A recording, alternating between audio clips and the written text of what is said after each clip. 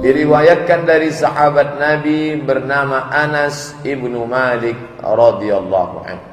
Qala Rasulullah sallallahu alaihi wasallam, Rasulullah bersabda, "Idza istahallat ummati khamsan," kalau umatku menghalalkan 5 perkara, fa'alaihimud dimar, maka turunlah azab Allah Subhanahu wa taala kepada mereka.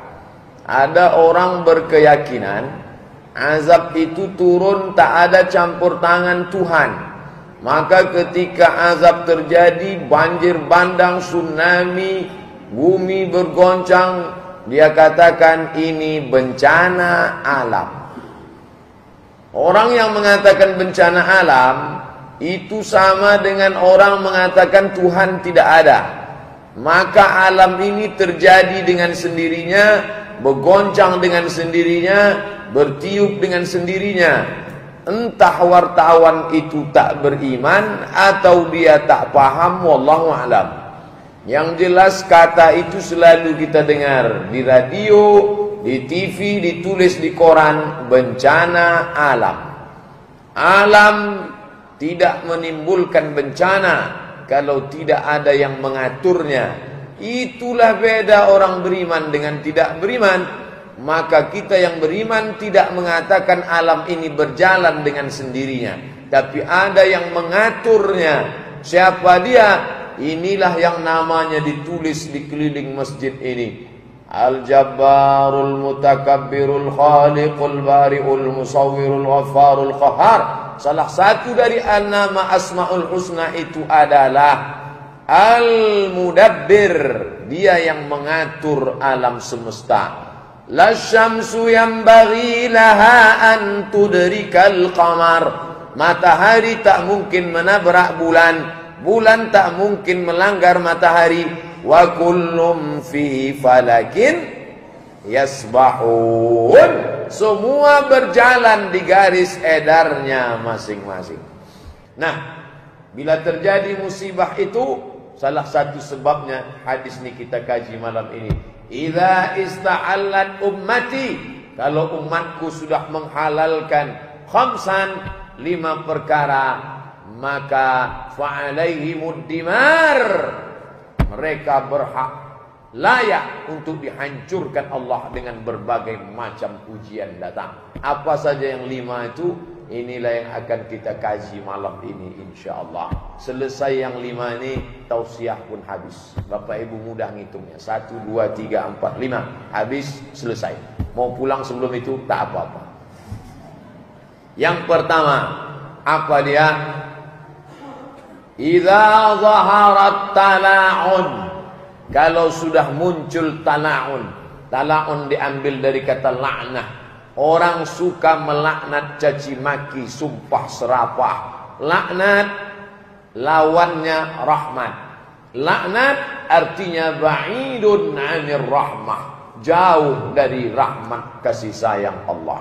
Orang kalau sudah suka melaknat-laknat, itu mengundang turunnya azab Allah Subhanahu wa taala. Yang pertama, idza zaharat tala'un. Kalau sudah orang suka melaknat-laknat. Dulu orang melaknat orang lain. Zaman dulu orang melaknat orang lain. Sekarang suami melaknat istri, istri melaknat suami. Istri enaknya semua. Kan tweet sikau sebentar. Enak saja melaknat-laknat. Tak layak ini saya ucapkan di sini. Tapi karena ini mesti disebutkan, enak saja orang menyebutkan kata-kata yang tak layak. Orang dulu memanggil anak, hai anakku. Tengok ayat, dengar yang dibacakan imam kita tadi tentang Luqman. Ya bunayya. Dia tidak katakan ya ibni, hai anakku. Tapi dia panggil ya bunayya, wahai ananda. Begitu. Luqman mengajarkan manggil anak lembut, ya bunayya, wahai ananda. Orang sekarang tak, hei setan, sini bentar. Apa tak macam setan anaknya?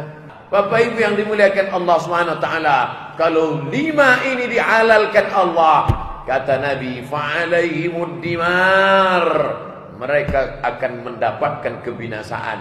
Idza zaharat tala'un, caci maki, sumpah serapah. Sekarang enak saja orang di lampu merah, lambat aja sedikit. 9, 8, 7, 6, 5, 4, masih 3 udah masih 3, kan masih lama lagi. 3, 2, begitu dia lewat buka kaca, mau apa? Ini berkelahilah di situ. Buka kaca, mau ini tengok. Ustaz, mohon maaf Ustaz. Idza zaharat tala'un, caci maki, sumpah serapah. Dalam Islam, kalau kita tak suka, kita datang langsung. Jangan kita lanat-lanat, caci maki dari jauh. Ini zaman beda sama zaman dulu. Zaman dulu orang langsung caci maki pakai mulut. Hei. Sekarang zaman canggih, mulutnya lembut, mulutnya sopan, tapi tangannya hancur. Kok ditengok tulisannya di Twitter, BBM, Facebook, WhatsApp, kata-kata laknat. Ustadz memangnya pernah juga kena. Buka aja lah wall saya itu. Tak apa-apa kata dia mencaci maki saya. Ini saya dudukkan yang pertama. Yang kedua, apa itu? Syaribul khumur. Mereka sudah syaribu, minum. Khumur jamak dari khamar. Khamar, ada namanya khimar, ada namanya khamar. Khimar, kain yang menutup rambut perempuan.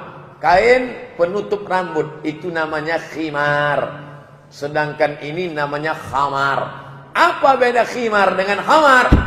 Kain yang menutup rambut namanya khimar. Kalau dipakai rambut tertutup. Yang ini namanya khamar. Kalau diminum otak tertutup. Kalau sudah diminum tak bisa dibedakan mana kawan mana lawan, mana bini dia mana bini orang. Sama semua. Inilah dosa terbesar yang dilakukan manusia. Syaribul khumur, meminum khamar. Khamar itu diambil dari cairan anggur. Di Mesir, di Arab, anggur itu murah, semurah-murahnya. Bulan Agustus, musim panas, sekilo anggur 2 pon. Saya mengalami sendiri zaman kuliah. 1 pon 2.500. 2 pon 5.000 perak. Anggur kuning manis segar sekilo 5.000 perak. Pulang saya ke Pekanbaru, jambu air 50.000. Gemah ripah loh jenawi, tongkat dan batu jadi tanaman. Bayangkan itu. Saya mau cerita khamar. Khamar itu dari cairan anggur. Anggur segala anggur. Anggur merah, anggur kuning, anggur hijau, anggur busuk. Itu diletakkan di dalam nampan besar, dipijak ramai-ramai. Makanya di Spanyol ada acara perayaan memijak anggur. Dipijaklah anggur itu. Kaki busuk, kaki ikut mijak semua. Lalu kemudian anggur tadi disaring. Airnya itu disaring, dimasukkan ke dalam botol yang terbuat dari kayu yang sudah dibuat. Lalu disimpan. Simpan selama 7 hari. Proses fermentasi, berbuihlah dia ke atas. Ini kalau ada anggur di blender, beli anggur sekilo, blender. Setelah blender, saring, masukkan ke dalam botol, tutup selama seminggu, dia pun berbuih. Proses fermentasi. Setelah mengalami proses fermentasi, keluarlah zat baru yang disebut dengan alkohol. Bukan bahasa Arab. Alkohol. Mentang-mentang pakai al bahasa Arab. Alpokat, almari, aluminium. Keluar zat baru namanya alkohol. Itulah yang membuat dia jadi haram. Karena ada alkohol di dalamnya. Tapi alkohol itu bukan semuanya jadi alkohol. Alkohol paling banyak 20%. Kalau lebih dari 20% orang minum, dia bukan mabuk, mati. Di bawah 20 semua. Anggur, brandy, mix, Carlsberg, vodka, Budweiser, itu semua. Hafal loh Ustaz.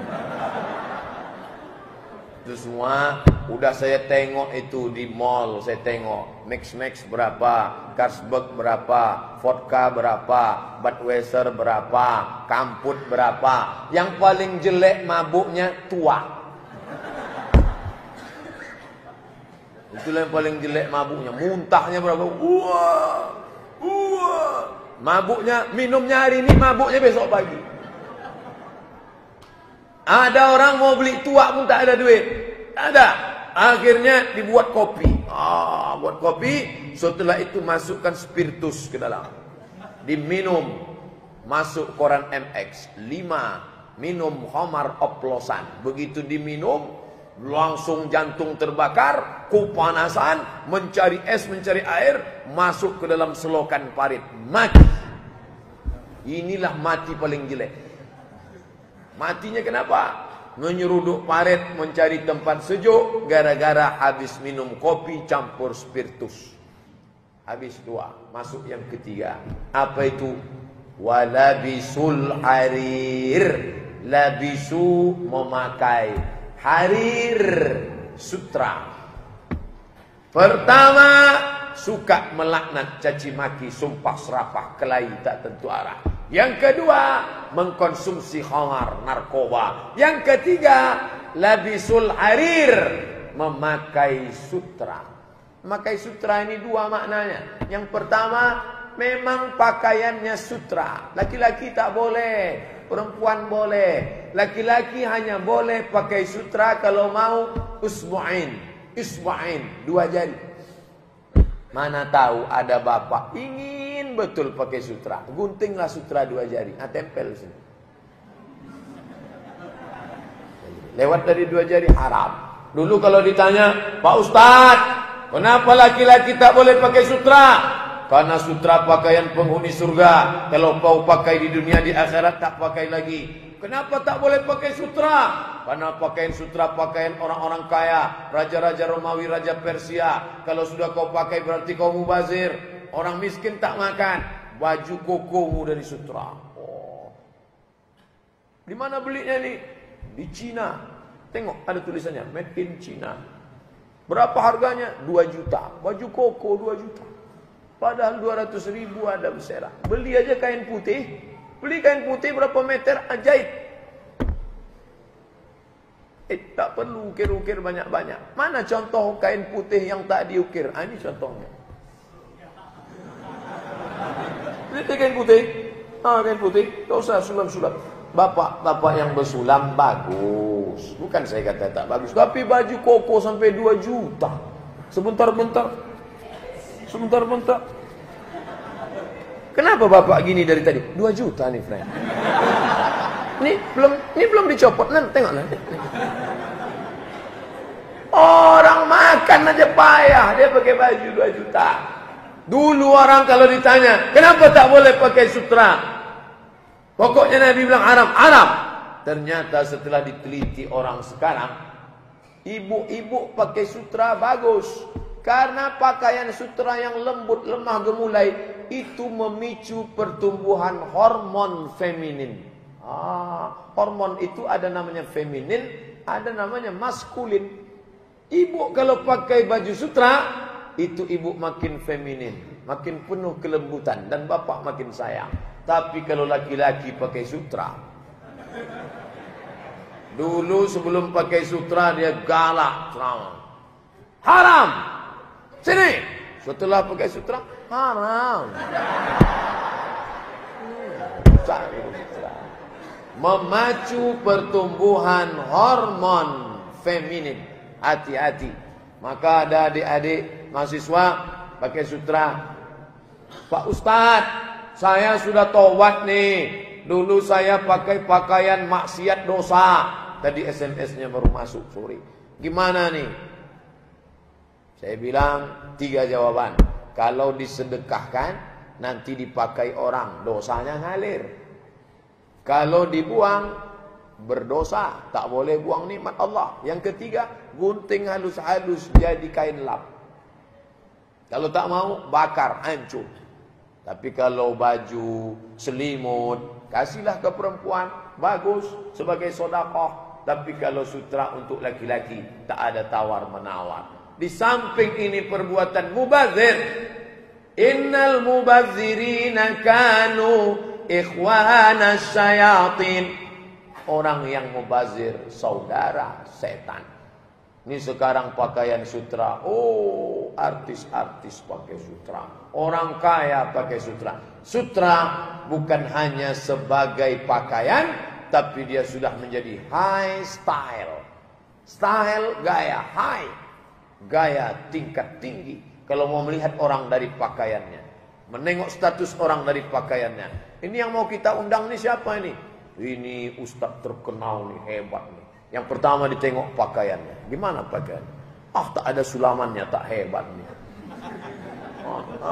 Oleh sebab itu, maka kita dalam Islam tidak diajarkan gaya-gaya. Yang diajarkan itu adalah kalau perbuatan kita itu bermanfaat untuk orang banyak, lakukanlah. Tapi kalau tidak, na'udzubillah. 3. Sekarang yang keempat. Apa itu yang keempat? Wattakhadhul qinat. Wattakhadhul qinat. Mereka gemar menghalalkan musik. Musik. Menghalalkan musik. Masalah halal musik ini terbagi 2. Yang satu, kata dia semua musik haram. Musik haram. Tapi yang aliran satu lagi, tengok dulu musiknya. Kalau musiknya mengajak kepada agama Allah, tak haram. Musiknya ngajak jihad. Khaybar, Khaybar ya Yahud, Jaish Muhammad sawfa ya'ud. Khaybar, Khaybar ya Yahud, Jaish Muhammad sawfa ya'ud. Tak haram. Karena dengan menyanyikan itu bangkit semangat. Khaybar, Khaybar ya Yahud. Khaybar nama tanah di kota Madinah, tempat orang Yahudi dulu. Ingat kalian peristiwa Khaybar, wahai orang Yahudi. Jaish Muhammad sawfa ya'ud. Tentara Muhammad akan datang membantai kalian dari Palestina. Bagus, tak haram. Apa salahnya?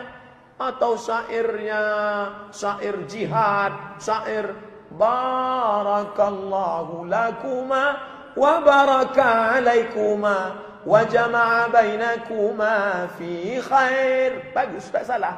Mengajak orang nikah, itu kan doa walimah. Yang belum nikah bagus, yang udah nikah bagus juga. Bagus. Atau lagu mengingat mati. Bila Israel datang memanggil, jasad terbujur di pembaringan. Bagus.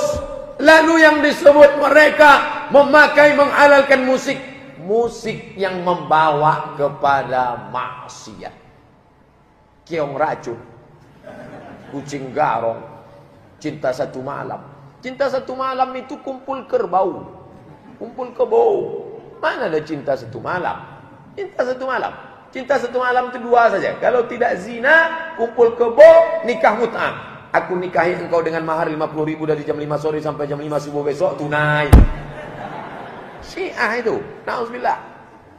Nikah, perbuatan, mengajak, atau menceritakan tokoh dinyanyikan dalam lagu Arab.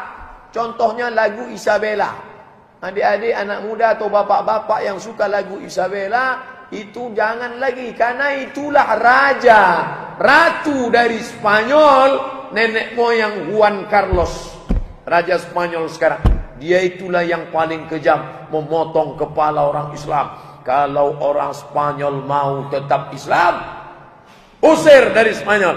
Kalau mau tinggal di Spanyol, dipotong kepalanya. Atau pilih 2, mau jadi Kristen atau mau tetap Islam, potong kepala. Namanya Ratu Isabella. Itulah lagu yang dinyanyikan oleh Amy Search tahun 90-an. Waktu itu saya kelas 6 SD. Saya suka juga lagu itu dulu. Dulu waktu SD, tak tahu ceritanya. Ternyata haram. Maka yang haram itu adalah irama-irama membawa kepada maksiat, dan penyanyi-penyanyinya itu memang menyembah setan. Lagu-lagu metal itu rata-rata penyanyi pemain band metal memang penyembah setan. Antingnya anting setan, bulu matanya diukir bulu mata setan, rambutnya dipasang bertanduk-tanduk setan, lambangnya berlambang setan. Sebelum nyanyi dia panggil setan, metal, tanduk setan. Lambang-lambang begini itu tanduk setan, karena setan itu bertanduk dua. Makanya ada disebut dengan qarnai syaitan. Tidak boleh sholat pada saat dua tanduk setan. Ini matahari naik. Matahari naik dari permukaan bumi. Ketika matahari naik, datang setan meletakkan tanduknya. Jadi matahari bertanduk setan. Tak boleh. Dulu dikatakan jangan ikut-ikut tanduk setan. Zaman sekarang malah orang ikut tanduk setan. Red devil, setan merah, ditempel di sepeda motornya.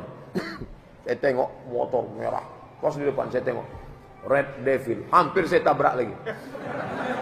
Setannya harus ditabrak. Ini anak-anak muda sekarang banyak tak tahu dia entah apa yang ditempelnya itu. Red devil, setan merah. Setan merah warnanya Pak Ustadz. Ya, setan merah karena dia lambang neraka. Neraka jahanam, api warnanya merah. Setan merah. Malam tahun baru 1 Januari, cobalah tengok anak-anak muda, semua bertanduk. Tanduk. Kelap-kelip lagi tanduk. Klik. Oh, ini tanduk setan. Yang ada di HP, MP3, delete. Jangan sampai dia masuk ke telinga kita. Dia itu musik, pintu setan masuk ke dalam hati. Bapak musafir jalan jauh, hidupkan lagu dangdut. Selama di jalan mengiang-ngiang itu lagu dangdut. Dangdut. Sampai di tempat tujuan, sampai tua, nanti waktu kita mau sakratul maut, itulah yang datang terngiang-ngiang. Bapak pernah tak pas mau tidur malam terdengar lagu Maggie Z, terdengar lagu Kabi Kaci Kabigam, terdengar lagu Kucu-Kucu Hotahi, terdengar lagu What Can I Do For You? Semua dia akan datang terngiang-ngiang di telinga. Hapuskanlah itu dengan lagu Masyari Rashid dari Kuwait, dengan lagu Syekh Abdul Rahman Sudais, dengan lagu Syekh Abdul Basit Abdul Somad, dengan lagu Syekh Su'ud Asyurem, lagu-lagu MP3 dari Al-Quran. Bagus ya kan? Kenapa? Sampai masanya kita di ruang ICU terbaring mau sakratul maut, maka itulah yang datang. Yang suka mendengar lagu Isabella, datang message itu datang. Isabella, datang dia. Siapa yang membawakannya? Setan. Setan terus menggoda, mengajak. Sampai kapan? Sampai akhir hayat mau sakratul maut, didengarkannya lagi rekaman-rekaman yang dulu kita dengar. Radio, saya kalau mau berangkat selalu saya hidup RRI. Berita, habis berita alihkanlah ke yang lain, karena dia masuk lewat musik. Hati kita itu seperti pintu, pintunya ada. Hati kita macam ini juga, ada lubangnya. Lewat lubang musik itulah setan masuk. Makanya orang yang sedang masa pengobatan ruqyah tidak boleh dengar musik. Ada satu lagi yang belum saya sampaikan. Apa dia? Waqtafau an-nisa bin nisa war rajul bir rajul. Ini yang sedang up to date sekarang. Yang kelima, kenapa azab Allah turun kepada mereka? Perempuan cukup dengan perempuan, laki-laki cukup dengan laki-laki. Bunyi hadisnya begitu. Iktafan nisa bin nisa war rajul bir rajul. Laki-laki cukup dengan laki-laki, perempuan cukup dengan perempuan. Apa ini? LGBT. Perempuan cukup dengan perempuan, kata dia saya tak perlu laki-laki. Laki-laki cukup dengan laki-laki, kata dia tak perlu perempuan. Sejak zaman Nabi Adam dulu, zuyyina lin-nasi hubbus syahawati minan nisa. Laki-laki suka perempuan, perempuan suka laki-laki. Dunia sudah mau kiamat, azab sudah dekat. Enteng saja si laki-laki itu ngomong. Kalau laki-laki suka sama perempuan, itu biasa. Kalau laki-laki suka sama laki-laki, baru luar biasa. Enak dia ngomong di TV tanpa beban, setan. Dia bilang laki-laki cinta sama laki-laki baru luar biasa. La ilaha illallah Muhammad Rasulullah. Sejak zaman dulu cuman ada dua, Adam, Hawa. Adam laki-laki, Hawa perempuan. Yang ketiga siapa? Setan. Maka orang nanti minta lama-lama WC minta 3. WC laki-laki, WC perempuan, WC bencong. Ini sekarang disosialisasikan di mana-mana. Acara TV semuanya ada bencong. Acara kontes dangdut ada bencongnya. Acara lucu-lucu lawak ada bencongnya. Acara sinetron ada bencong. Sampai film karton pun ada bencongnya. Upin Ipin. Upin laki-laki, Ipin laki-laki, Kak Ros perempuan, ada Bang Saleh. Bencong. Ini apa nih? Sosialisasi. Supaya orang merasa bencong nggak masalah. Biasa. Tidak ada apa-apa. Sosialisasi lewat semuanya. Tontonlah acara kita dari pagi sampai petang sampai malam. Ini bahaya. Kenapa?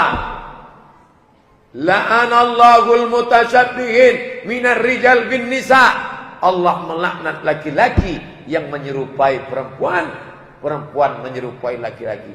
Anak-anak kita, keponakan kita dari kecil sudah kita kontrol, bawa dia ke tempat jualan.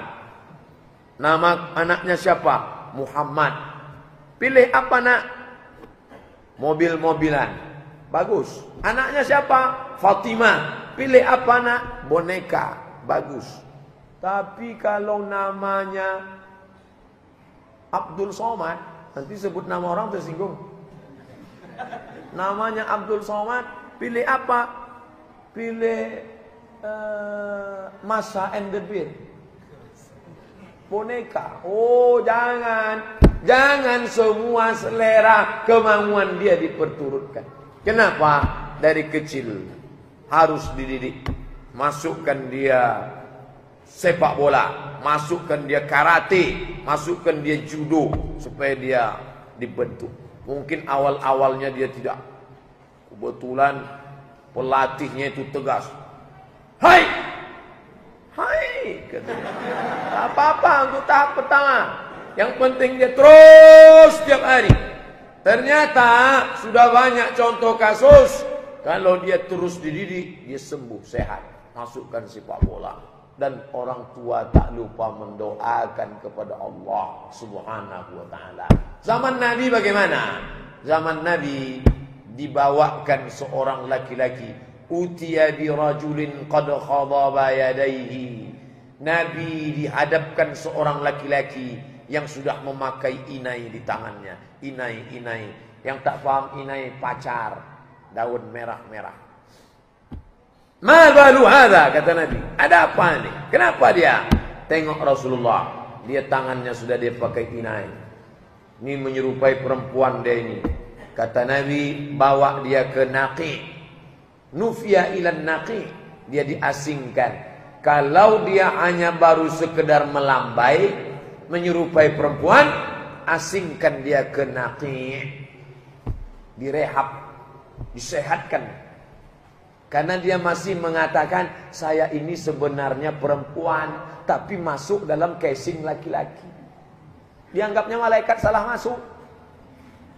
Dia laki-laki, casingnya, datang roh perempuan masuk ke dalam.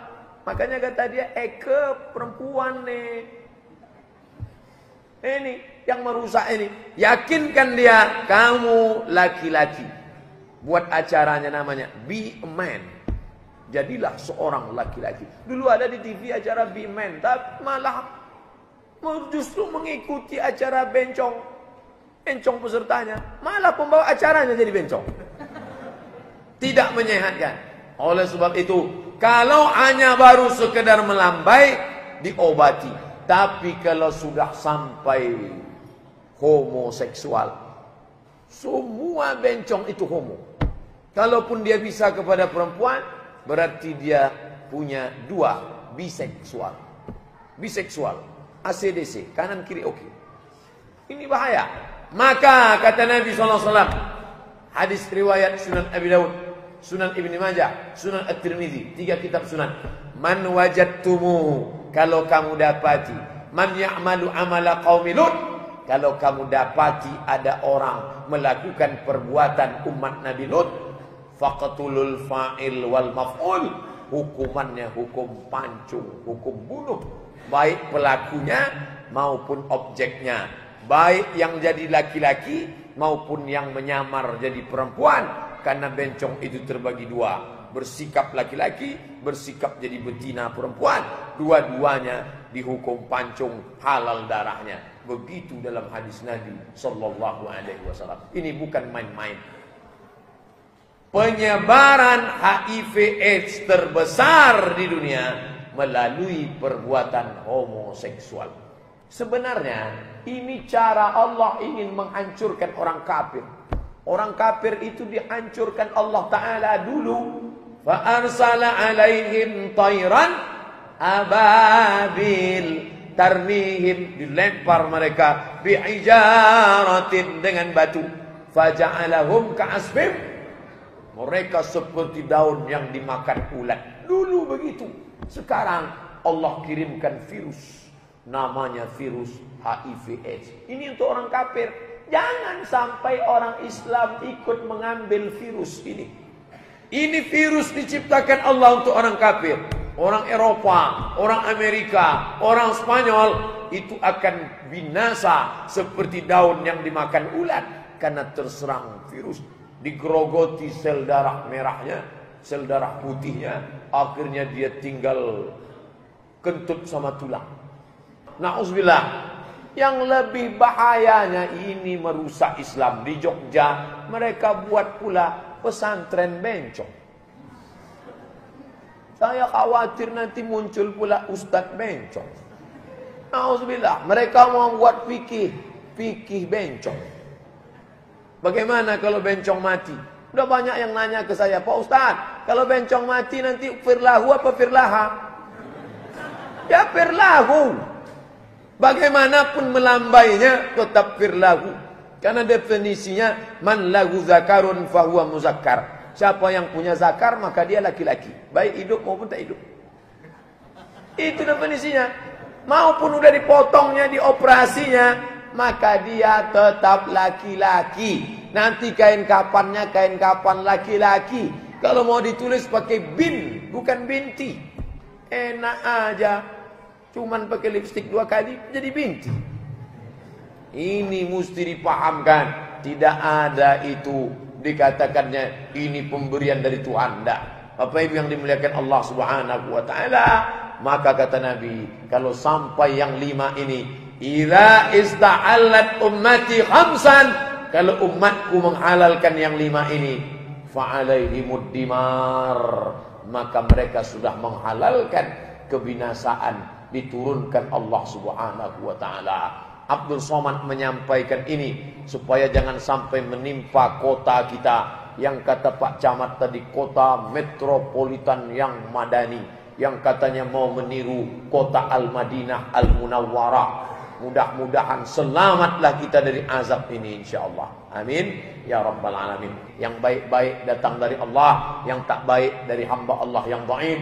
Adik-adik, mahasiswa, ibu-ibu, bapak-bapak, pulang ke rumah nanti ada yang nanya, apa isi ceramah Ustaz Abdul Somad tadi? Bila umat Islam sudah menghalalkan 5, maka turunlah bencana. Apa yang 5 itu? Ada tuh rekamannya tadi, aku tak ingat entah apa yang 5. Pokoknya ada tadi. Kita tengok nanti videonya di YouTube insyaallah.